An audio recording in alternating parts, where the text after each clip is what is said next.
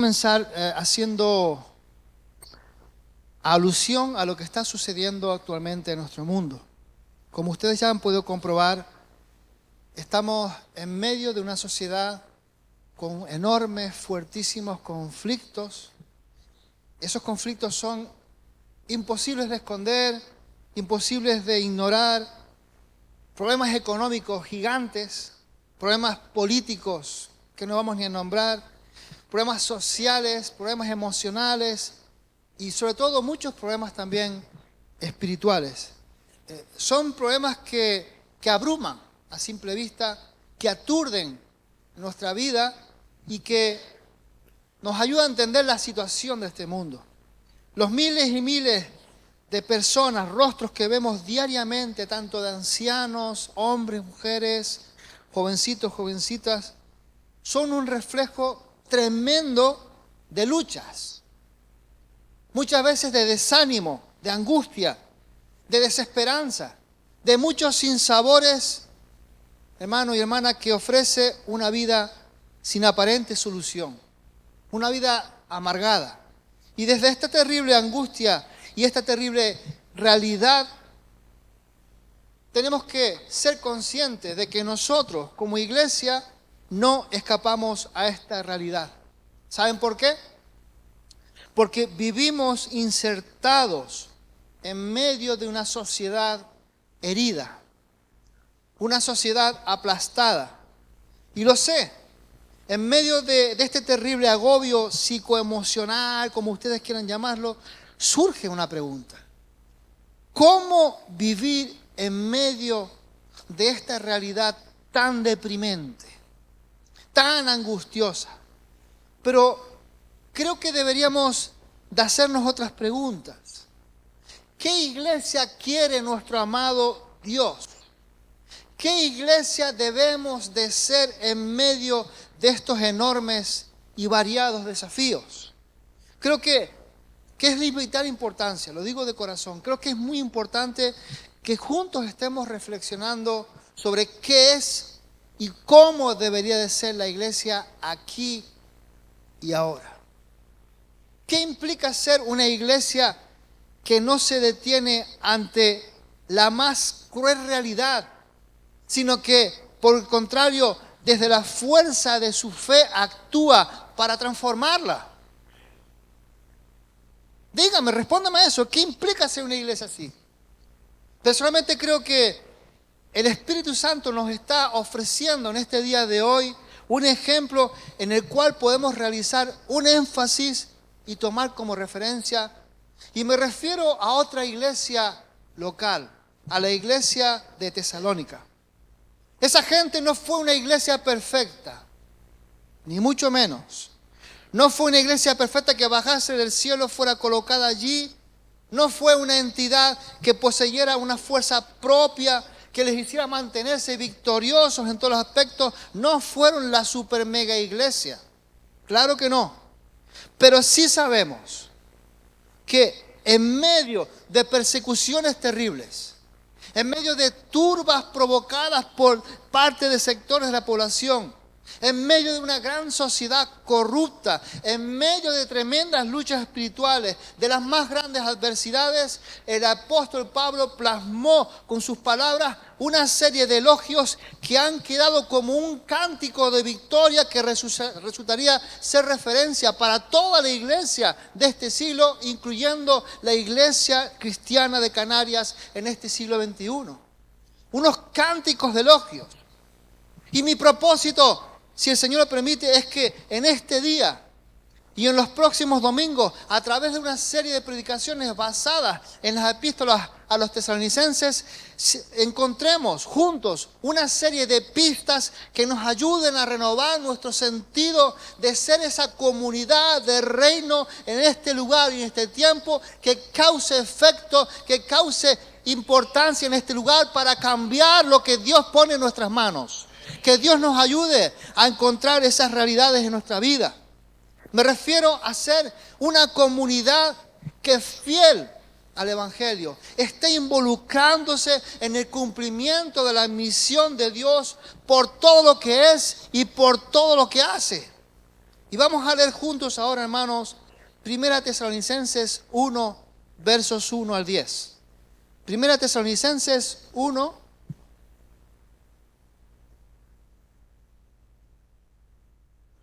del 1 al 10. Pablo, Silvano y Timoteo, Silvano es Silas, Pablo, Silvano y Timoteo a la iglesia de los tesalonicenses en Dios Padre y en el Señor Jesucristo, gracia y paz sean a vosotros de nuestro Padre y del Señor Jesucristo. Damos siempre gracias a Dios por todos vosotros, haciendo memoria de vosotros en nuestras oraciones, acordándonos sin cesar delante del Dios y Padre nuestro de la obra de vuestra fe, del trabajo de vuestro amor y de vuestra constancia en la esperanza en nuestro Señor Jesucristo. Porque conocemos, hermanos amados de Dios, vuestra elección. Pues nuestro evangelio no llegó a vosotros en palabras solamente, sino también en poder, en el Espíritu Santo y en plena certidumbre, como bien sabéis cuáles fuimos en vosotros por amor de vosotros. Y vosotros vinisteis a ser imitadores de nosotros y del Señor, recibiendo la palabra en medio de gran tribulación con gozo del Espíritu Santo, de tal manera que habéis sido ejemplos a todos los de Macedonia y de Acaya que han creído. Porque partiendo de vosotros ha sido divulgada la palabra del Señor, no solo en Macedonia y Acaya, sino que también en todo lugar vuestra fe en Dios se ha extendido, de modo que nosotros no tenemos necesidad de hablar nada.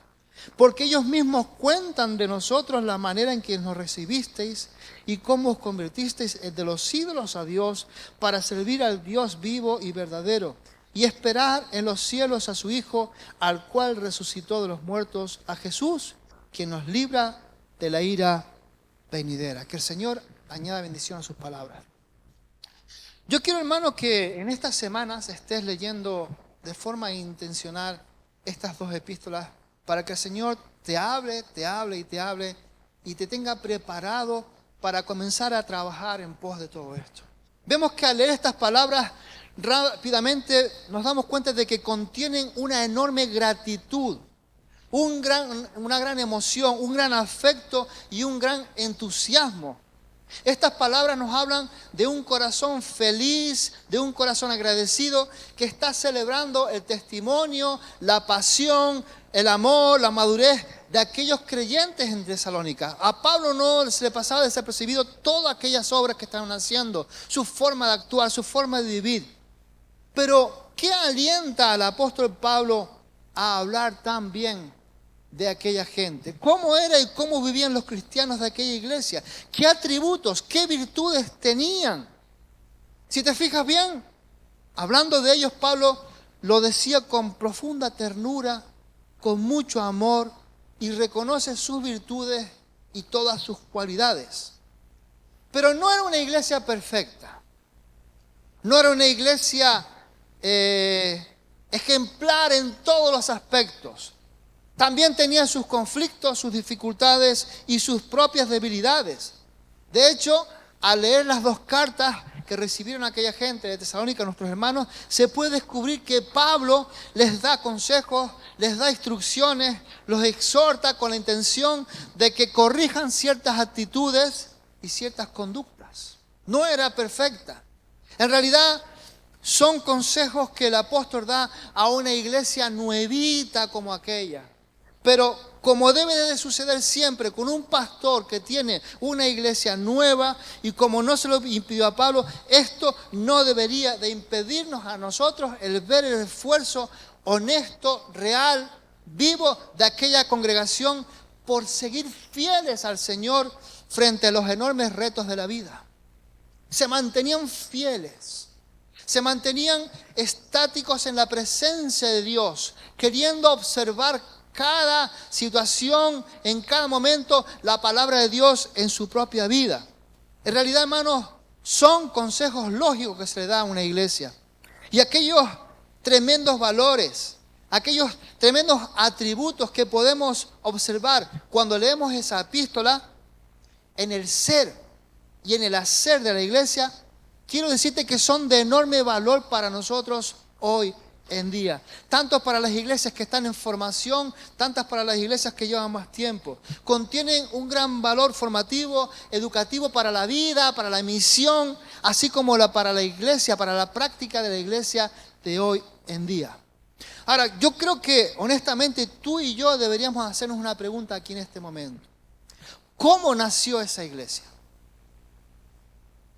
Porque las epístolas, primera y segunda de Tesalonicenses, no contienen el nacimiento de esa iglesia. Hoy vamos a entrar un poco a fondo con esta introducción acerca del nacimiento de ese pueblo. Si se dan cuenta, como dije antes, no se encuentran en estas epístolas. Y para saber de ello tenemos que recurrir de nuevo a nuestro querido periodista, a nuestro querido Lucas, y consultar sus escritos para poder averiguar cómo nació la iglesia de Tesalónica. Quiero que leas conmigo en Hechos 17 del 1 al 9. Hechos 17 del 1 al 9. ¿Lo tienen? Lo tiene una hermana por allí. A ver, está por aquí. Pasando por Anfípolis y Apolonia, llegaron a Tesalónica, donde había una sinagoga de los judíos.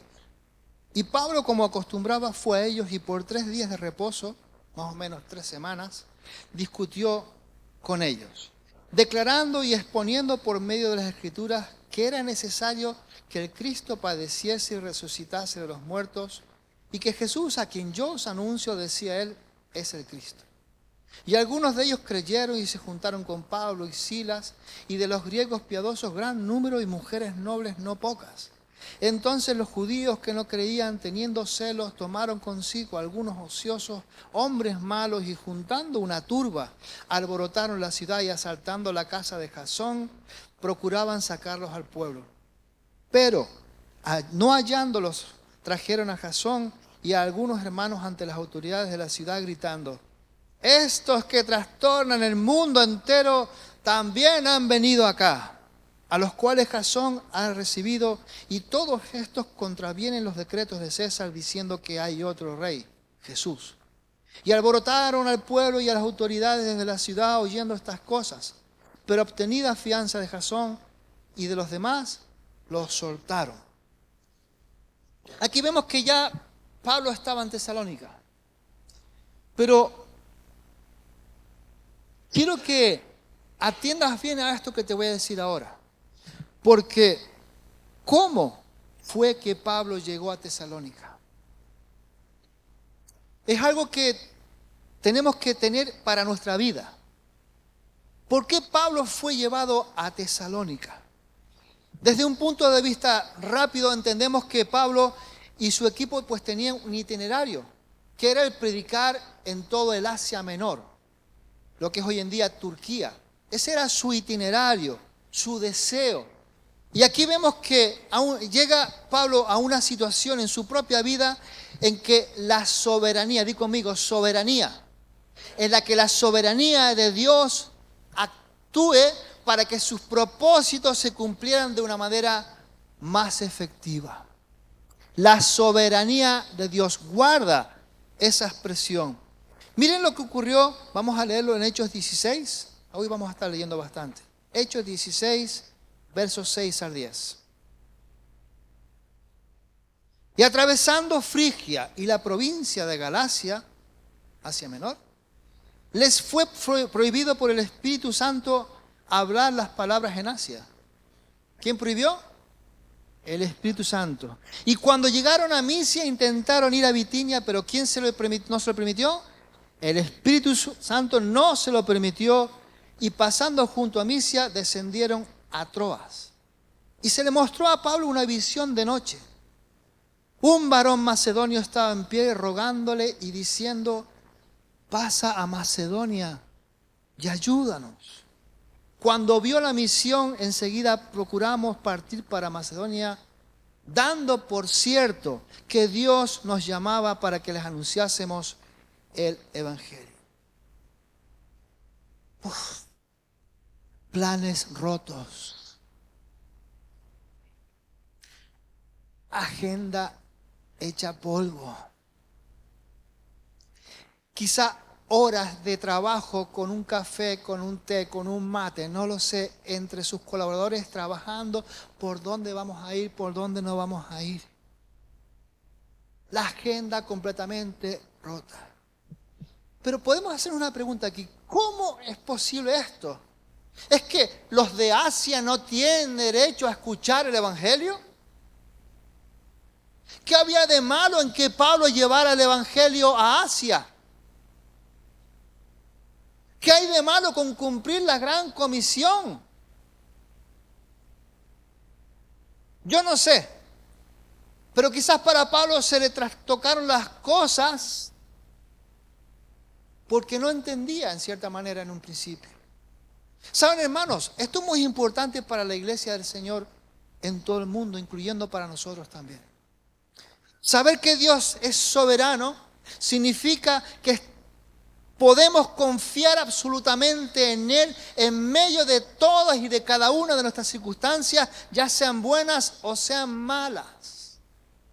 Di tú conmigo, hay que permitir que el soberano actúe. Escúcheme esto bien. Aún creyendo que estamos haciendo las cosas para darle más gloria al Señor, puede que el Señor las paralice.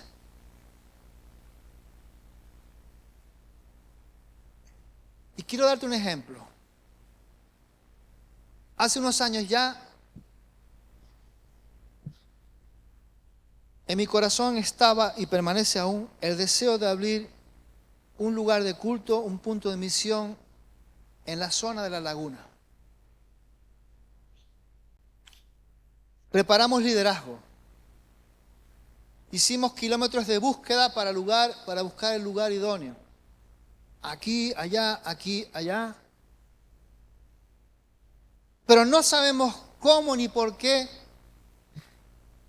el liderazgo preparado para ello no quiso trabajar. No asumió la visión.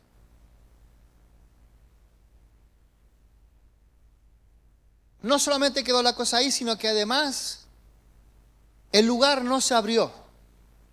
No se abrieron las puertas. Y algo se rompía aquí. Como decimos en Canarias, las alitas del corazón se me cayeron.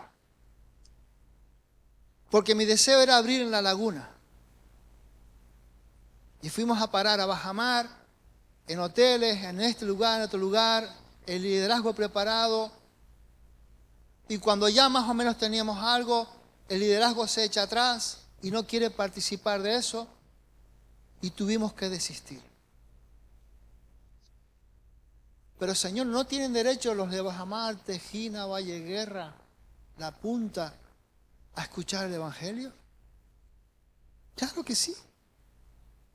Bueno, no era el momento.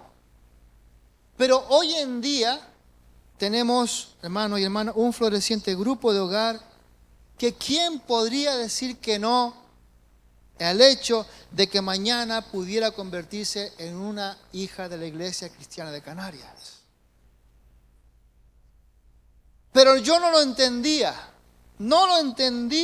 en ese momento. Me costó lágrimas, me costó inquietudes, pensando qué hice mal, qué estoy haciendo mal, debo estar aquí, no debo estar aquí, por qué esto, por qué lo otro.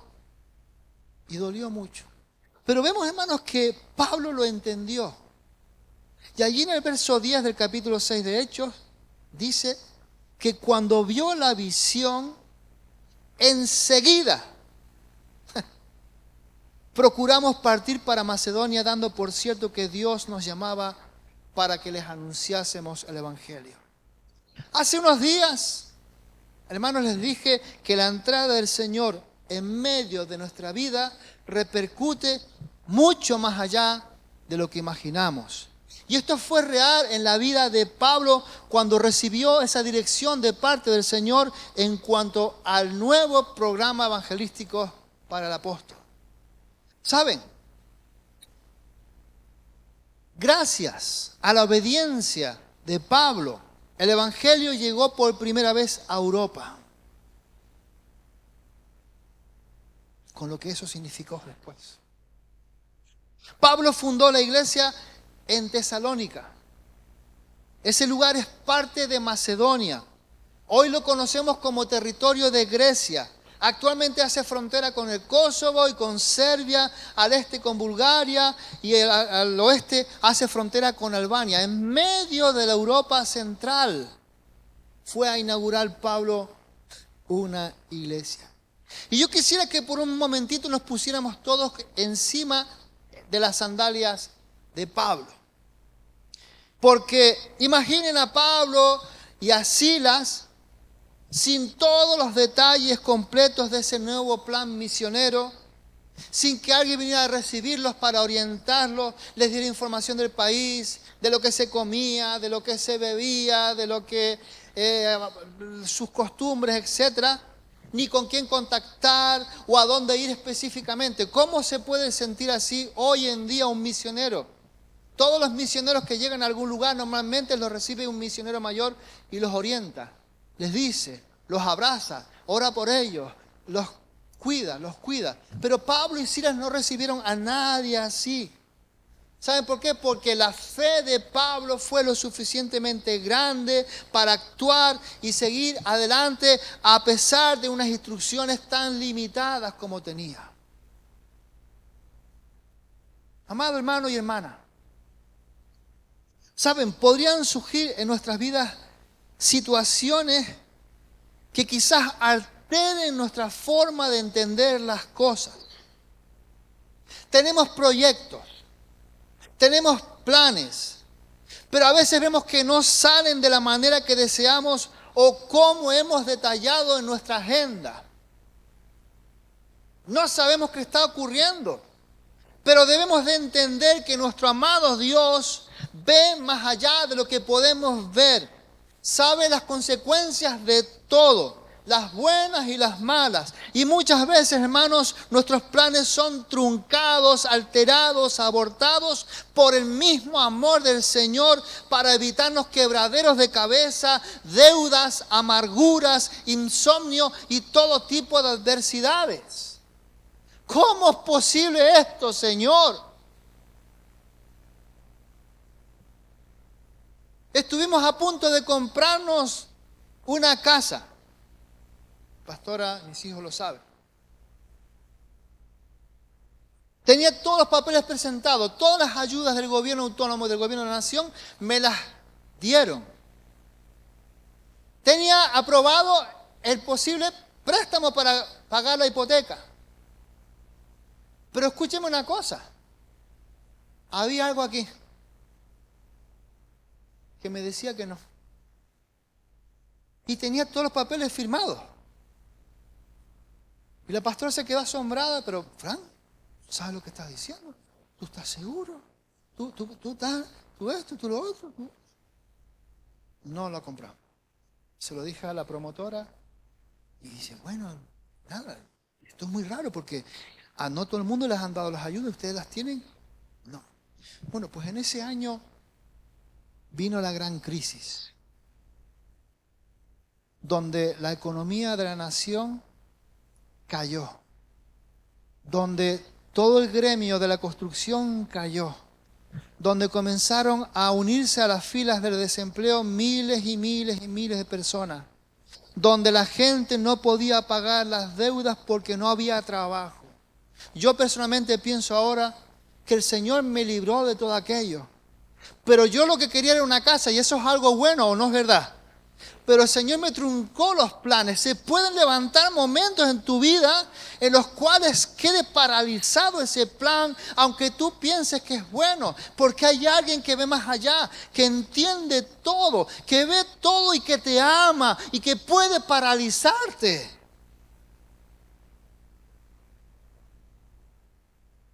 Todo lo que Dios quiera para tu vida tiene que ver no solamente con tu comodidad o con tu alegría. Tiene que ver sobre todo con el hecho de que su propósito cumplido en ti y en mí nos va a darle a Él más gloria, aún mucho más gloria, y a ti y a mí gozo y nuevas fronteras espirituales. nuevas fronteras espirituales, a andar por donde nunca hemos andado, en fe y en victoria y en gratitud hacia el Rey de Reyes.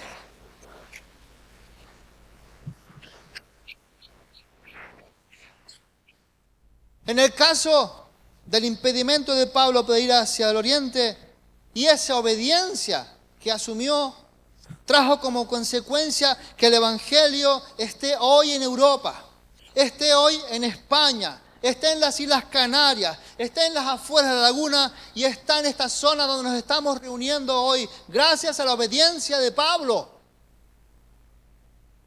Todo esto ha redundado en más gloria para nuestro Dios. Y quiero que repitas conmigo con fe.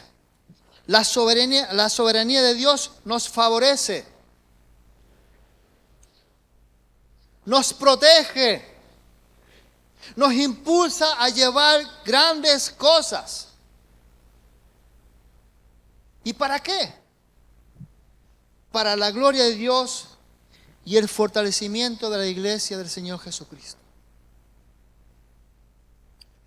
Pero antes de que todo esto que estamos experimentando hoy se cumpliese, y el hecho de que Pablo llegara a Tesalónica, a Europa, trajo como consecuencia una primera escala en Filipos. Hemos hablado de Filipos en sermones atrás, muchos de ellos, muchos.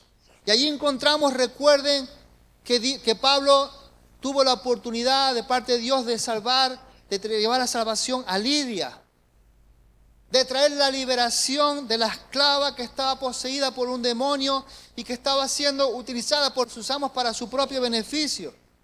Vemos que a consecuencia de eso Pablo estuvo en la cárcel y a consecuencia, aún en medio de la prisión, hermanos, Dios obró trayendo salvación al carcelero y a su familia. No hay nada que se le escape de las manos a nuestro Dios. Dios lo tiene todo bajo absoluto control. Vemos, hermanos, que es importante entender la soberanía de Dios. No va a ser fácil siempre entenderla, pero sí es importante obedecerla. Siempre. Y déjame contestarte a algo que quizás estés preguntándote. Pastor, pero ¿y qué pasa con mi libre albedrío? ¿No me dio el Dios libertad absoluta para ser una persona capaz de tomar mis propias decisiones? ¿No me ha dado Dios la capacidad de elegir? Escúchame bien, nuestro amado Dios nunca va a pisotearte ese derecho que tienes. Dios lo exalta. Dios reconoce ese derecho que tenemos de libre albedrío. De hecho, hermanos, hay unos versículos que nos van a ayudar a entender, a ver el corazón de Dios con respecto a todo esto. Lo encontramos en Deuteronomio 30, 19.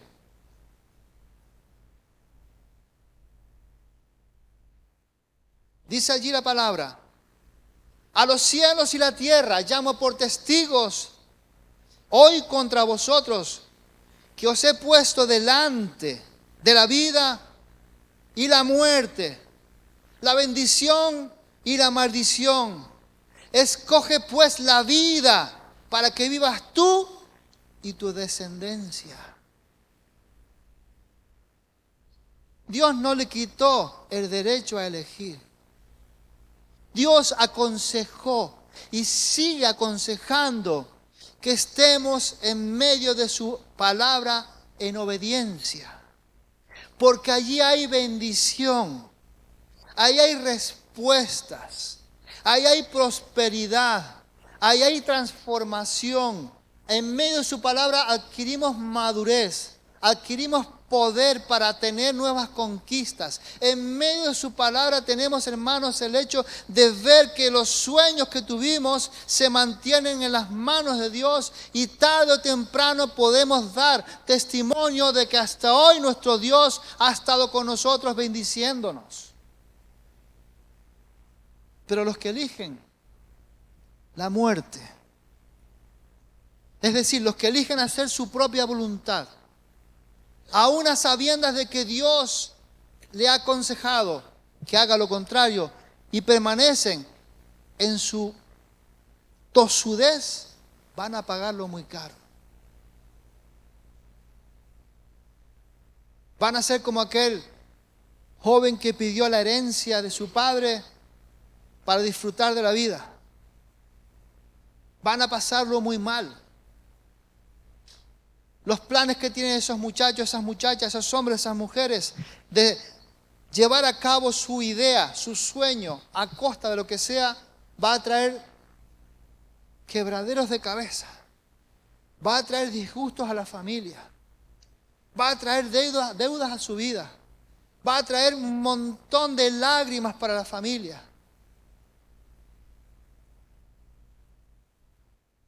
¿Qué decidimos hacer?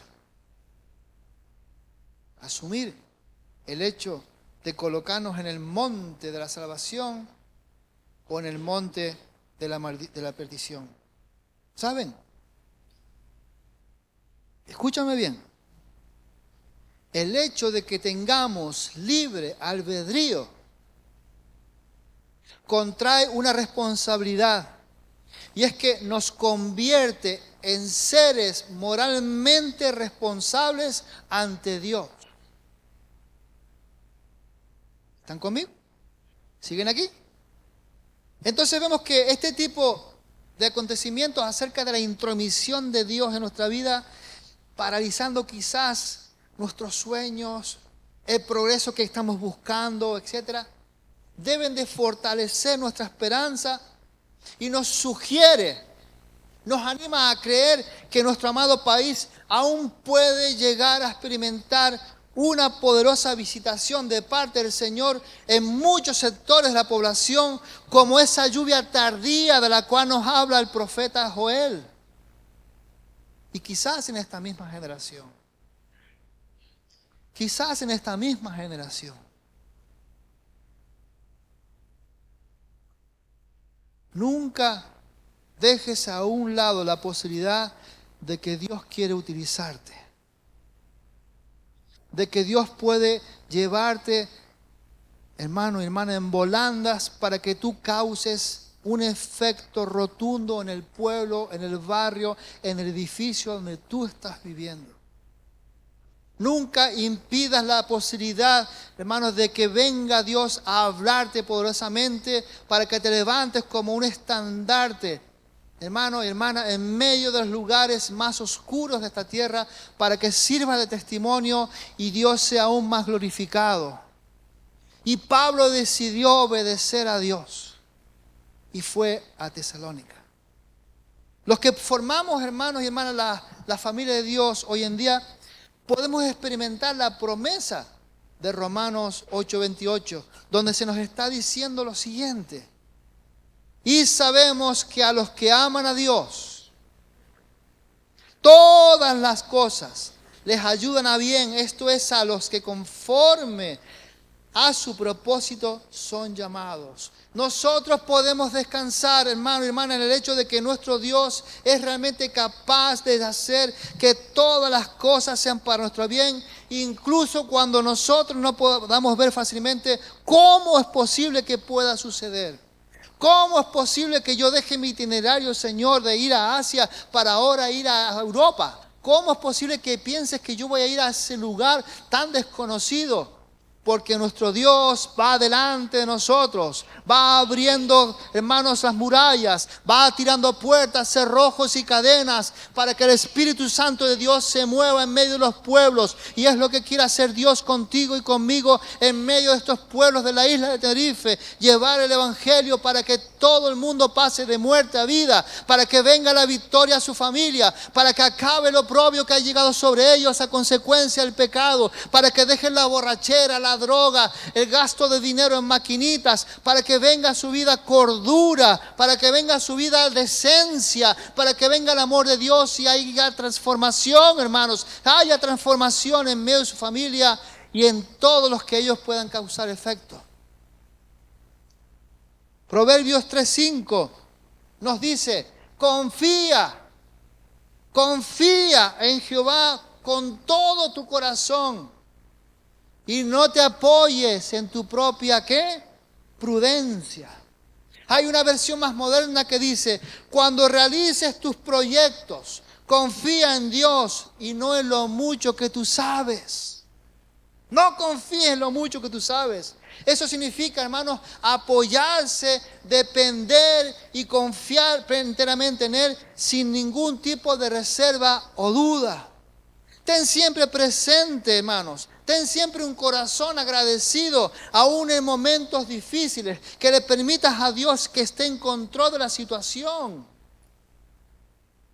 Porque veremos, hermanos, que el plan de Dios no es que sea mejor, es perfecto.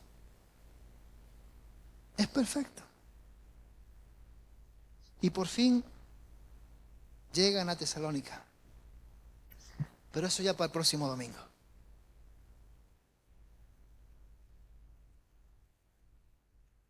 Si Dios lo permite, veremos a la iglesia, a esa iglesia de Tesalónica, en sus comienzos y en medio de sus desafíos. ¿Cuántos de aquí tienen planes?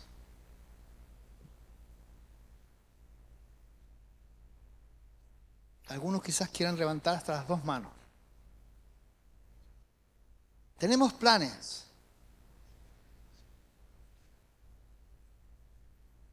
Pero falta una rúbrica, falta una firma.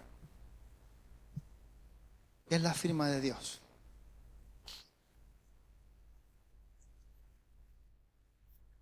Cuando adquirimos la bendición de ser familia de Dios, se firmó una especie de contrato espiritual en el que Dios se encargaba de tu cuidado, de tu salud, de tu provisión, a veces de tus caprichitos. Se iba a encargar de tu familia, se iba a encargar de todo. Y la otra parte firmante somos nosotros, cada uno de nosotros, la cual se nos exigía fe, y di conmigo, obediencia. Fe y obediencia.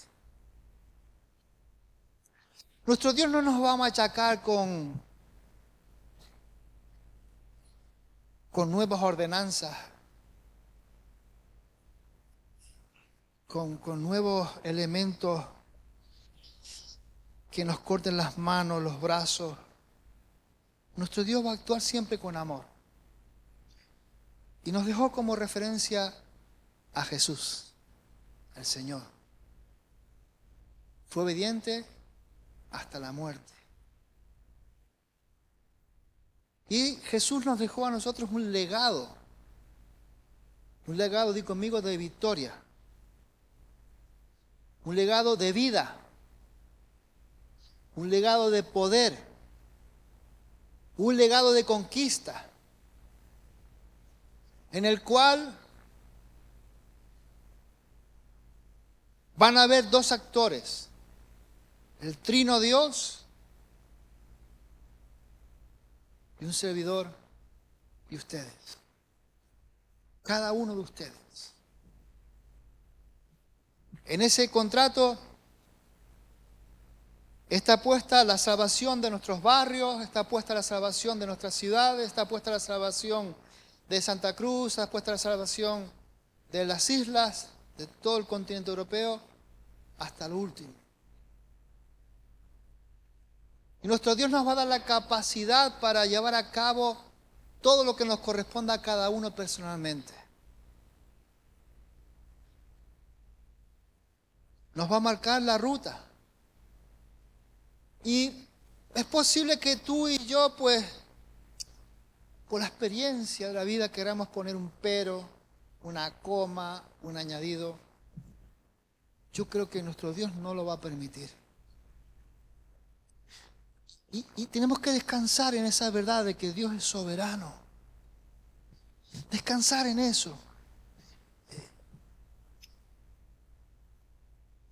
Fuimos elegidos. No unos para salvación, otros para perdición. Eso se encarga Dios de eso. Y no quiero meterme en eso.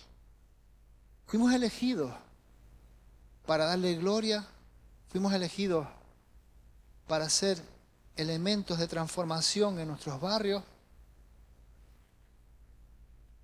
Y al igual que un peón obedece a su maestro para que coloque los ladrillos de tal manera, los hierros de tal manera y se levante un edificio fuerte, tenemos que confiar en que nuestro Dios está edificando su iglesia. La está edificando, di conmigo, la está edificando. Nos ha dado los ministerios, nos ha dado todo lo necesario, pero tenemos sobre todo al gran ingeniero, el Espíritu Santo. Y que cuando nos planteamos nosotros mismos la idea de, vamos a ver, ¿por qué no podemos colocar este ladrillo mirando para allí? Deja que el ingeniero te hable. Deja que el ingeniero te hable porque te va a explicar que si lo colocas de esa manera va a ocurrir que se debilita la pared y se pueda caer con el tiempo. Si lo hacemos de otra manera, posiblemente ese pueblo que está allí no alcanza a conocer la salvación. Si lo hacemos de esta manera, etcétera, etcétera, etcétera. Quiero que te levantes, por favor.